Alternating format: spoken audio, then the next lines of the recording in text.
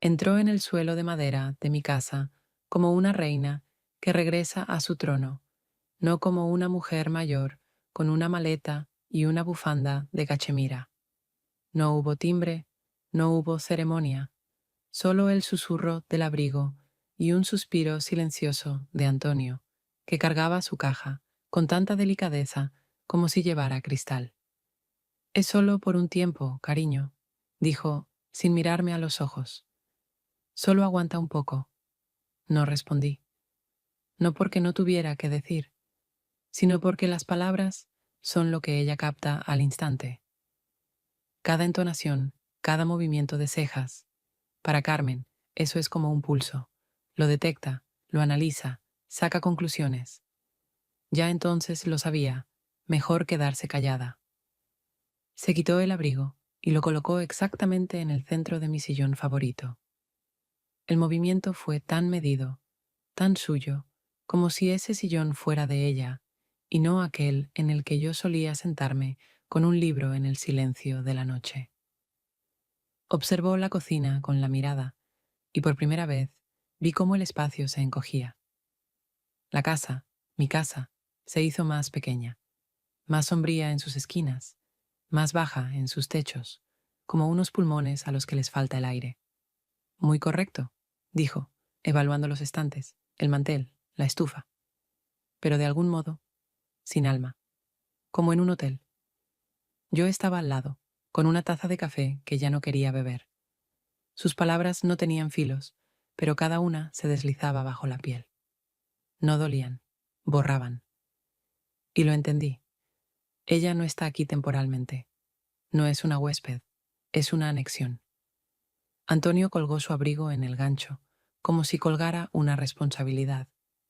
Me sonrió, con esa sonrisa que uno usa para calmar a niños ajenos en el patio. Está un poco alterada por el vuelo. Dale 1 o 2 días. Quise decir, ¿y cuántos días me das a mí? Para volver a sentirme en mi propia casa. Pero no lo dije, porque en su presencia incluso mis pensamientos empezaban a portarse más educadamente. Mientras ella acomodaba sus medicamentos en mi estante del baño, apareció la sensación de que alguien acababa de irrumpir en mi cerebro, como si se sentara frente a mi piano y empezara a tocar con otro ritmo. Y la casa callaba. Y ese silencio era más fuerte que cualquier grito. Antonio hacía de objeto de transición, como una maleta con asa, útil si hay que transportar algo del punto A al punto B, pero demasiado torpe para simplemente abrazar. Vivía entre nosotras, no con nosotras, entre Carmen, que cada mañana me ofrecía mandarinas de Argentina, porque aquí no son iguales, y yo, la mujer que cada mañana contaba hasta 10 antes de abrir los ojos para no oír su voz primero, entre un pasado que olía a vainilla y un presente que ya se agrietaba, aunque aún no lo admitiéramos en voz alta. Es tu madre, lo entiendo, le dije una vez, pero ¿por qué siento que la que tiene que desaparecer soy yo? Él suspiró, como si fuera a responder con la verdad, pero la reemplazó por algo más seguro. Ella es mayor, no va a cambiar, y tú eres fuerte, lo vas a superar. Fuerte. Esa palabra me agotaba. Me la lanzaban como llaves de un apartamento. Práctica, porque así no tenían que preguntar si era feliz, si estaba aguantando. Fuerte. Significa que no necesitas protección. Fuerte. Significa que no vas a caer. Pero, ¿quién dijo que yo no quería caer? Miraba cómo Carmen colocaba las cortinas del salón. Sustituyó las que yo había elegido hace un año por algo más ligero, que respire, porque ella cuida, ella quiere lo mejor. Antonio estaba en la cocina, rallando ajo para la focaccia. Decía que horneaba pan para unir con aromas, pero ese no era el olor del hogar, era una máscara. Sus dedos tocaban la masa como los míos mis propias heridas. Con cuidado, pero sin fe en que sanen. Todos estamos un poco tensos ahora. soltó, cuando yo, en silencio, quitaba sus nuevas servilletas de la mesa del comedor. Quise gritar, esto no es todos, esto soy yo, aplastada entre su conciencia y su voz. Yo, como una sombra que cada mañana se borra con el polvo. Cuanto más Carmen ocupaba la casa, menos quedaba de mí en ella. Antonio no lo veía. Construía un puente, sin notar que para ello quemaba las orillas. Después apareció Mateo. No de repente, fue planeado. No por él. Carmen lo llamó ella misma. Estaba en el balcón, con un suéter cálido, y hablaba con alguien durante mucho rato, en voz baja, con ese tono que podía sonar como una súplica o como una instrucción. Luego, un silencio extraño en la casa, y solo una frase lanzada entre frases. Mateo vendrá. Quiere ver cómo vivimos aquí. Antonio entonces dejó lentamente el tenedor sobre la mesa, como un instrumento que ya no servía. Sabía que no estaba entusiasmado, pero no se opondría, porque Mateo es su hijo, del primer matrimonio, aquel del que siempre hablábamos de pasada, como si mencionáramos a alguien lejano, de otra película. Tiene 20 años. Nos habíamos visto un par de veces, brevemente, formalmente, en momentos en los que todos fingían que no pasaba nada importante. Llegó al día siguiente por la tarde, sin dramatismo. Simplemente abrió la puerta, como si supiera que nunca se cerraba. Llevaba una mochila, la misma de hace 2 años. Su rostro un poco más adulto, un poco más cansado, pero los ojos los mismos, calmos, atentos. Dijeron que aquí hay densidad emocional. Pensé que debía comprobarlo. Su voz era tranquila, sin aires, sin intento de romper el hielo. No invadía el espacio, pero tampoco se amoldaba. Simplemente estaba, mi hijastro, al que apenas conocía, pero que me miraba como si entendiera más de lo que debía. Con su padre apenas hablaba. Se saludaban, intercambiaban un par de frases tipo ¿todo bien? Sí, y se callaban enseguida. No por rencor. No los separaba una sola cosa, sino años de decepción callada, no expresada. Antonio había estado demasiado tiempo en su cómoda distancia, y Mateo había aprendido demasiado pronto a no esperar. Yo secaba los platos. Un plato resbaló y unas gotas de agua cayeron al suelo. Hace tiempo que no vienes, le dije. Han cambiado muchas cosas. ¿Crees que los cambios son algo que se ve desde la puerta? Sonreí, no por el chiste, sino porque en su respuesta no había ni sombra de reproche, solo una constatación. No decía banalidades. Y eso, de inmediato, me alivió. Por la noche, Carmen le trajo una manta. De alpaca. Aquí hace humedad. Me preocupo. Estoy acostumbrado al frío, dijo él, sin dureza, pero firme.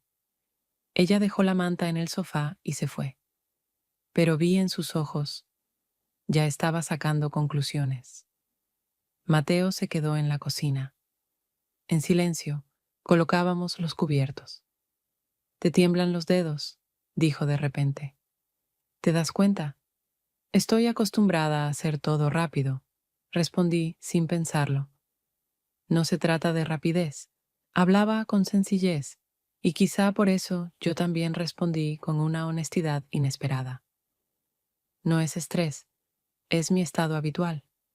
Mateo no dijo nada.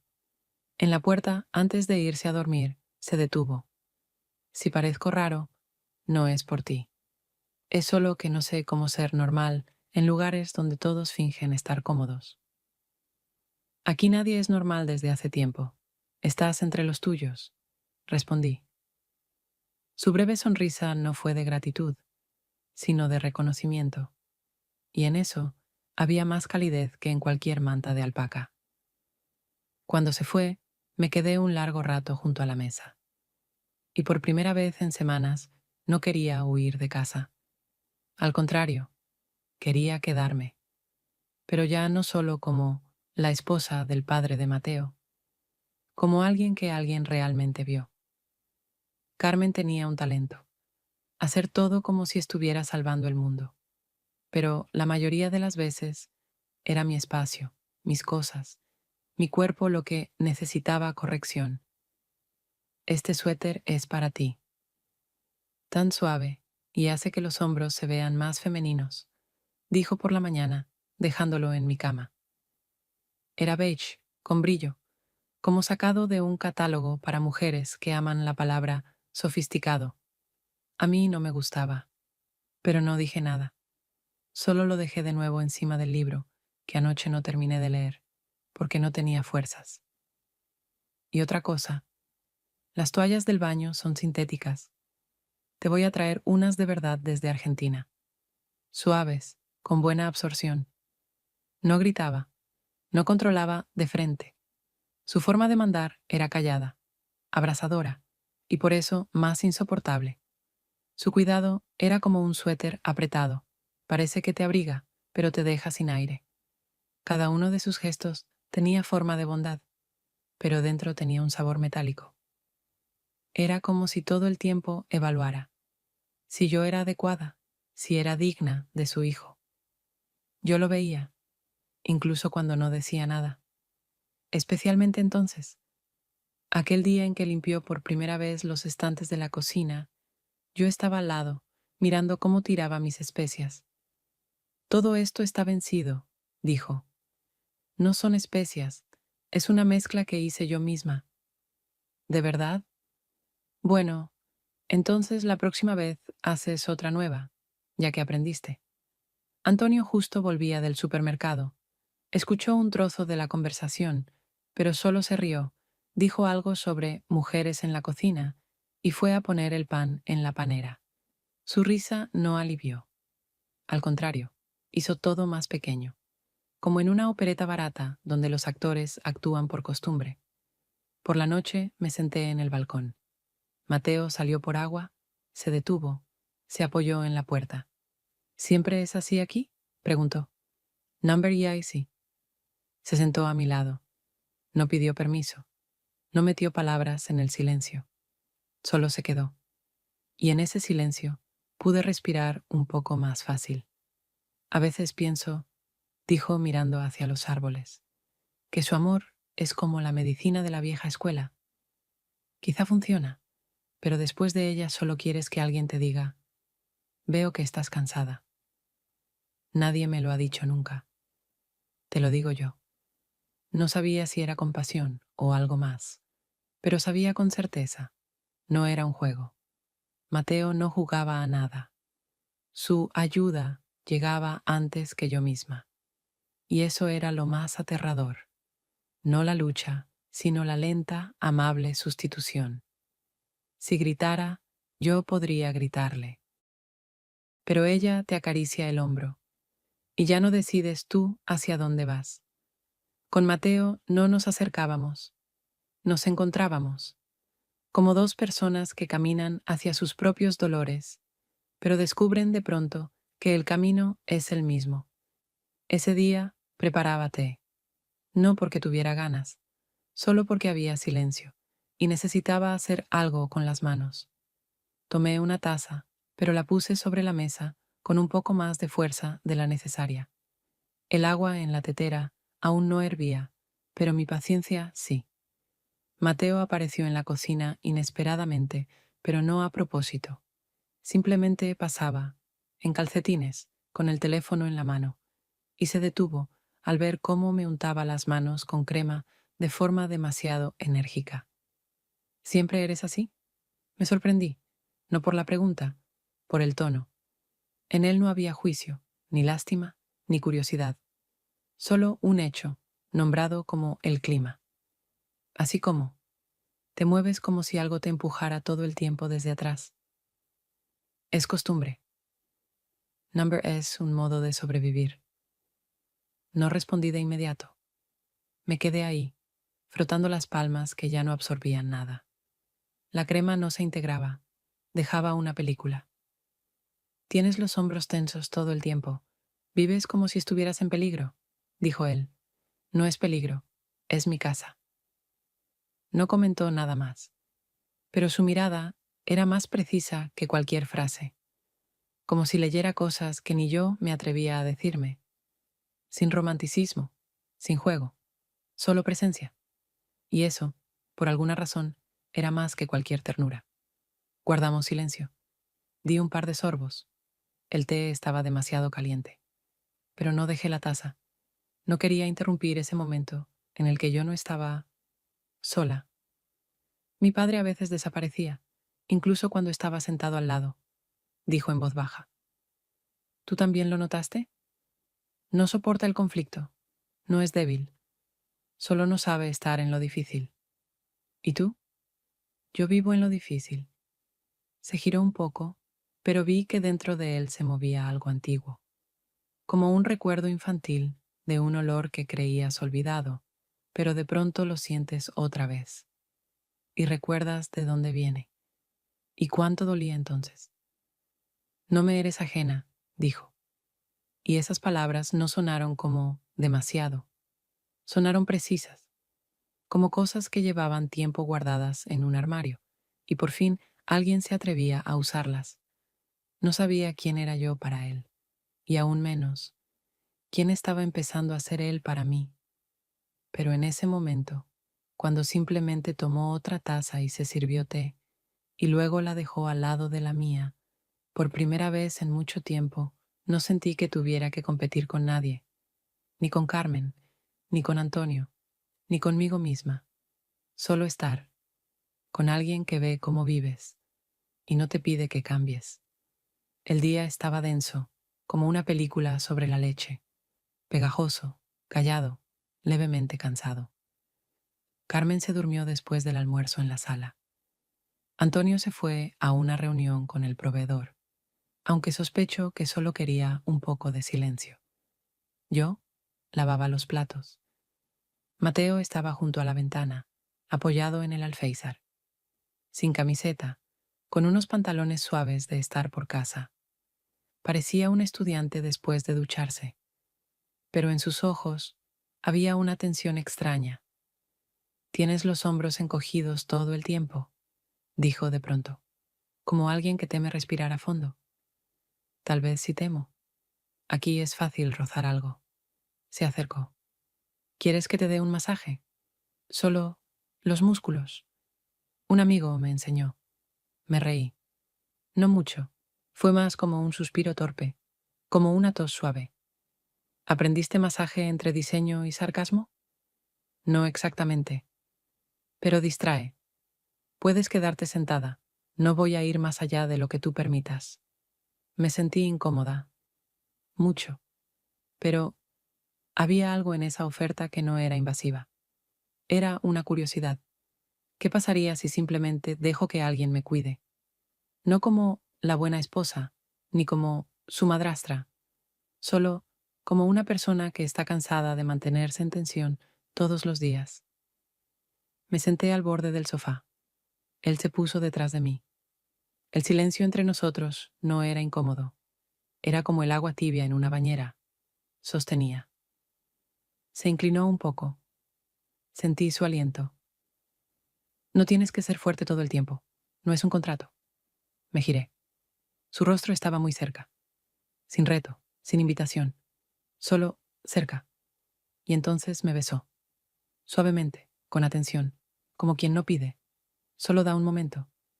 Y espera a ver si lo reciben. No me aparté. No respondí. Solo estuve en eso. Y justo entonces, Carmen. No hubo portazos, ni pasos sospechosos. Simplemente entró a la cocina. En sus pantuflas suaves, con su bata de pajaritos. Se detuvo. Nos miró. No vio el beso. Pero nos vio. Los hombros. La distancia. Nuestro silencio. Y fue suficiente. El aire aquí huele un poco amargo, dijo, como si no hablara de nada en particular. Hay que ventilar. Y salió. Nos quedamos en silencio. Pero dentro de mí, alguien ya gritaba. No de vergüenza, sino porque me permití algo. Por la mañana, la casa actuaba como si la noche anterior no hubiese significado nada. Carmen preparaba café y fingía interesarse en cuántas cucharadas ponía yo, aunque nunca antes le había importado. Pones demasiada, me gusta así. No quería explicar, porque no se trataba de eso, pero ella miraba más tiempo del necesario, con ese tono suave que se usa cuando se sospecha algo, pero aún no se está lista para decirlo. Antonio cantaba, fuerte, algo desafinado, pero con sinceridad, como siempre que algo andaba mal. Se escondía en los sonidos, preparaba focaccia con romero, esparcía harina sobre la mesa como si fuera un juego. Su ligereza me pesaba más que el silencio de Carmen. Mateo se mantenía al margen, no físicamente. Se movía por la casa, ayudaba con los platos, sacaba cosas del refrigerador, pero sus movimientos eran más cuidadosos que ayer. No sostenía la mirada, y justo por eso lo sentía aún más presente. Todo entre nosotros se volvió más palpable justo por el silencio, no porque algo se hubiera perdido, sino porque algo había aparecido, y no necesitaba palabras. Durante el almuerzo, Carmen, de pronto, se desbordó en amabilidad. Pensaba hacer pasta hoy. Podemos hacerla juntas. ¿O la hago yo? Debes estar cansada, ¿no? No lo estoy. Solo estoy callada. Antonio se rió. Es su forma de recargarse, dijo, y me guiñó un ojo. No sonreí, porque en esa recarga ya hacía tiempo que estaba vacía, solo que nadie se había encendido para notarlo. Mateo no me miraba, pero cuando me levanté de la mesa y pasé junto a él, sentí que escuchaba mis pasos, como si esperara una señal. No quería gritar, no quería aclarar nada, solo quería estar, sin la obligación de responder a ¿cómo estás? Sin ironía, sin el rol de fuerte, sin el calor familiar artificial. Por la noche leía en la habitación. Afuera soplaba el viento, las luces parpadeaban tras la ventana. Mateo pasó por el pasillo, se detuvo sin entrar. ¿Todo bien? No lo sé, respondí. Pero por primera vez quiero quedarme conmigo y no huir de mí. Bien, estoy cerca. Si necesitas. No fue una confesión, ni una promesa, pero en esas palabras había algo más. Y yo le creí, porque Mateo siempre decía solo lo que realmente quería decir. No dormí. Otra vez. Ya no sé si fue por Carmen, que hoy hablaba demasiado alto por teléfono con su hermana sobre una situación muy delicada, o por Antonio, que intentó aliviar la noche tocando viejos boleros en la guitarra que sonaban como de una boda ajena. En realidad, no fue por ellos, fue por mí y por lo que se instaló dentro desde aquella noche. Mateo apareció pasada la medianoche. Tocó 2 veces, suave, como si comprobara que yo todavía estaba allí. En la sala aún sonaba música baja desde su portátil. Antonio se había quedado dormido en el sofá, con la guitarra al lado. No había apagado la luz. Mateo, al pasar, se detuvo en mi puerta. ¿No duermes? Tal vez sí, solo que con los ojos abiertos. Sonrió. Entró. No se sentó. Solo estaba ahí, apoyado en el marco, con el hombro. Pensé mucho si debía venir o no, porque no quiero que parezca una huida. ¿Y qué es, entonces? No lo sé, pero no quiero fingir. No dijo con nosotros ni contigo, solo esto. Y fue honesto, sin adornos, sin frases bonitas, solo presencia directa en una situación que no se puede esquivar. Yo tampoco lo sé, pero tú fuiste el primero en ver que todavía estoy viva, dije. Él bajó la mirada, pero no se dio la vuelta. Mi relación con mi padre nunca funcionó del todo, dijo en voz baja, y siempre pensé que era culpa mía. Mi relación con él siempre funcionó, pero de un modo que me hizo perderme por dentro. No es una mala persona, solo se esconde todo el tiempo, en la bondad, en la guitarra, en las sonrisas. en no ver que quien está al lado se ha cansado de sostenerse. Mateo guardó silencio. Luego caminó hacia la pared y se sentó. Simplemente, en el suelo, junto a mis pies, como un niño buscando un rincón seguro. No sé si tengo derecho a estar aquí, dijo. Y yo no sé si aún tengo un lugar en esta casa. Pero estamos. Y tal vez eso, ahora mismo, es lo único que no es falso. Era como sostener algo invisible, no con las manos, sino con la sola presencia, sin cercanía física, sin emoción desbordada, pero el contacto más íntimo en años. Él en el suelo, yo en la cama. Y esa asimetría se sentía como lo único correcto, sin simetría, sin plan, sin qué viene después. Solo la noche y dos personas que ya no necesitan fingir que todo está bien. Carmen no era amiga de los conflictos abiertos. No gritaba, no acusaba, no preguntaba de frente.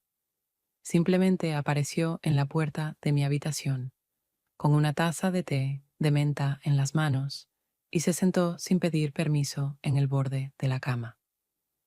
Mateo estuvo callado durante la cena, dijo.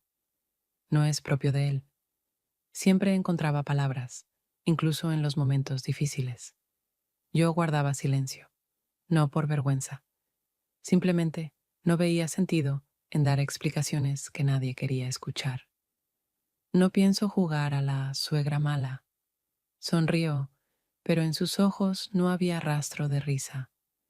Hace mucho que soy lo bastante adulta como para notar cuando el aire en una habitación cambia. En el aire no hay nada nuevo, respondí. Tal vez solo todos empezaron a respirar como realmente son, y no como les resulta cómodo a los demás. Ella dejó la taza sobre la mesita de noche, con lentitud, como si soltara algo importante. Mi hijo es blando, dijo. Demasiado. Se parece a su padre. Finge que todo se resolverá por sí solo. Y tú eres de las que no dejan las cosas tranquilas. Incluso si nada ha pasado aún, ya empiezas a sacudir. Y al final, todo se rompe. Puede ser, asentí. Pero a veces solo así algo se vuelve verdad. Carmen se inclinó un poco hacia mí, sin ser amenazante. Su voz se volvió firme, como metal frío. Si tú te quedas, esta casa no soportará a otro fuerte. He vivido una vida rodeada de quienes aguantaban todo, y sé cómo se ve a alguien que ya no quiere callar. La miré, sin desafío, sin rabia. Solo la miré, y por primera vez no vi a una enemiga, sino a una mujer agotada también. Ella detectaba los puntos débiles no porque fuera fuerte, sino porque ella misma estaba hecha de ellos. Había vivido tanto tiempo en estrategia de supervivencia que el cuidar se había convertido en su arma. «No me tienes miedo», dijo tras una pausa. «Number solo, que no juego un juego que no es mío». Se levantó despacio, tomó la taza y antes de salir añadió: «Todo lo que sentiste puede haber sido real, pero no todo lo real merece ser guardado». Y cuando cerró la puerta detrás de ella, no sentí victoria, solo calma, porque por primera vez no intentábamos ganar, solo reconocimos que no somos compatibles. Antonio estaba sentado en la terraza, solo giraba una taza entre las manos, como si pudiera hacer retroceder el tiempo si miraba lo suficiente. Salí en silencio, sin escena, solo me senté en la silla frente a él. El silencio entre nosotros hacía tiempo que había dejado de ser una pausa. Era ya una forma de comunicación. Él habló primero. «Veo que has cambiado, y no sé si eso es bueno, o simplemente ya no tiene que ver conmigo. ¿Me estás preguntando algo? ¿O solo compartes una reflexión?» Supongo que ya solo comparto, porque preguntar ya es tarde, ¿no? Asentí. No porque así se hace, sino porque honestamente lo era. Me miró más tiempo que en todos los últimos meses juntos. «No estamos los tres», dijo. «Estamos en habitaciones distintas de un mismo edificio. Tal vez solo construimos con materiales distintos. Exhaló. Por primera vez, profundamente, sin sonrisa, sin teatro. Su cara no mostraba tristeza, más bien vacío. Así luce un hombre que entiende que no perdió, pero tampoco ganó. No sé cómo llegamos a esto, dijo. Siempre sentí que intentaba conservar algo. Conservabas la forma. Yo perdía el sentido. Asintió, despacio, y guardó silencio un instante. Pensé que ya había terminado. Pero entonces, por primera vez en mucho tiempo, dijo no lo cómodo, sino lo que dolía. Tenía miedo, siempre, de decir algo incorrecto y que todo se viniera abajo. Vi cómo crecía la tensión entre tú y mamá y pensaba, si simplemente lo dejo pasar, todo mejorará. Siempre lo hice así. Silencio, amabilidad, música. ¿Y qué salió de eso? Estás aquí, pero soy un extraño para ti.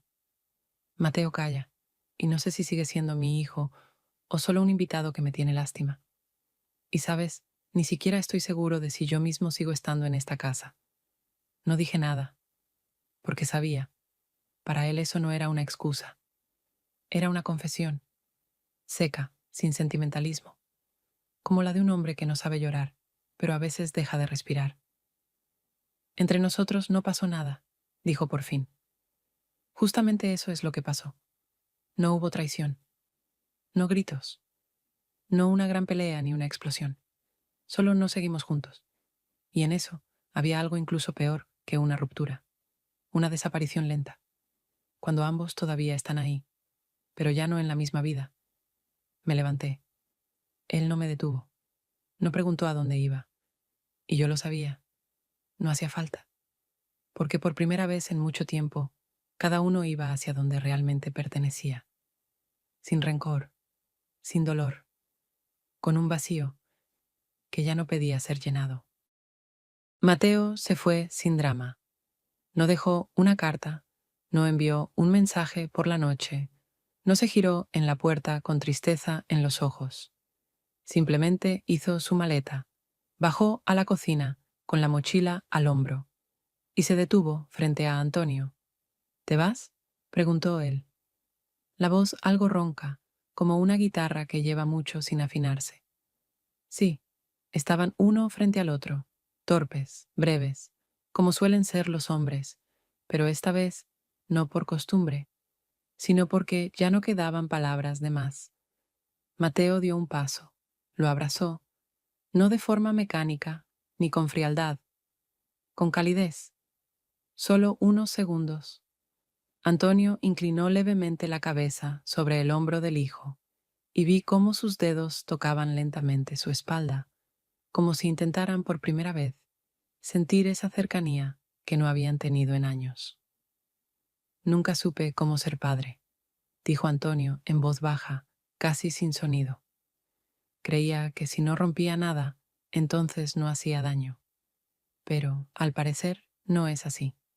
Mateo no respondió de inmediato, pero no se apartó. Lo miró como se mira a alguien que por fin se ha quitado la máscara, aunque sea demasiado tarde.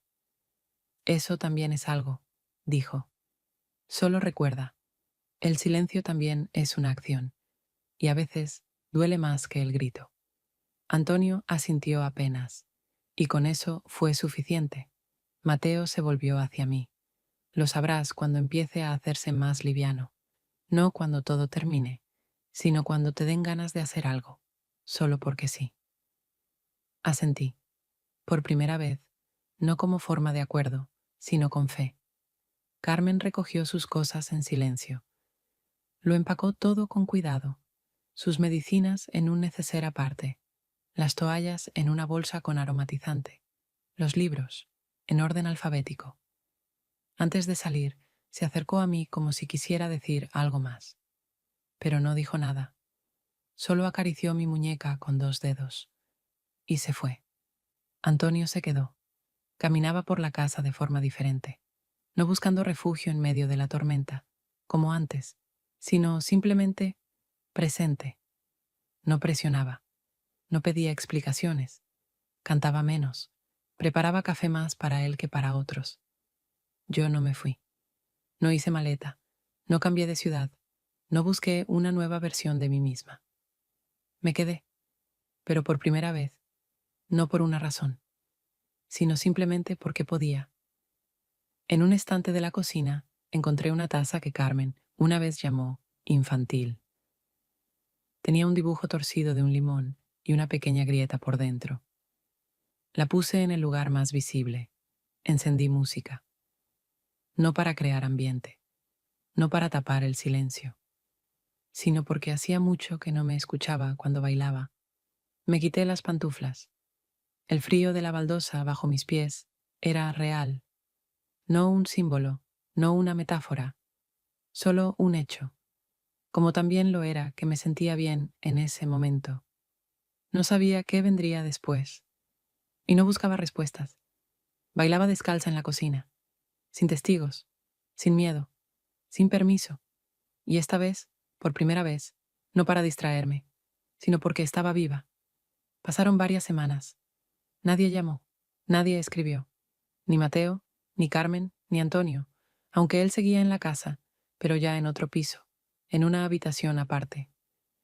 Casi no nos cruzábamos, solo por casualidad, cerca del hervidor, o cuando la manija de la puerta principal se trababa, como siempre. Esos encuentros eran breves, ni hostiles, ni incómodos, simplemente vacíos, como encontrarse con un vecino al que ya no esperas, pero aún recuerdas que alguna vez tomaron café en el mismo balcón.